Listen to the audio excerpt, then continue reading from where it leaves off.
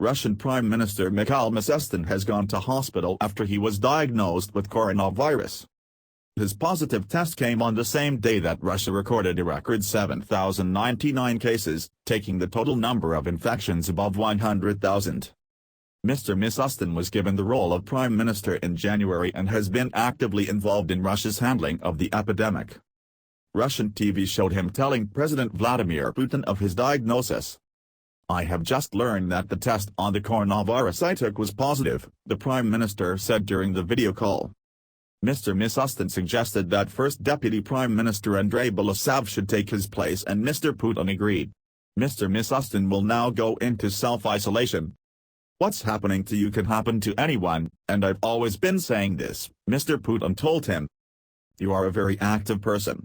I would like to thank you for the work that has been done so far." Mikhail Mishustin is the first senior politician here to fall sick with coronavirus. He looked exhausted as he informed President Putin, via a video call, that he had tested positive and was handing over his responsibilities and heading into self-isolation. Mr. Putin said it only showed how the virus did not discriminate. He told the Prime Minister to give him a call when he got to hospital. Mr. Mishustin himself used the chance to urge all Russians to take coronavirus seriously, and to stay at home as an 11-day, extended May holiday begins. Officials fear warmer weather will send families rushing to the countryside as usual. So Moscow is increasing the number of police patrols in the coming days, to ensure people stick to the strict lockdown. Despite the sharp rise in cases, the Moscow-based coronavirus headquarters says 1,073 people in Russia have now died of coronavirus, a relatively low number for Russia's size.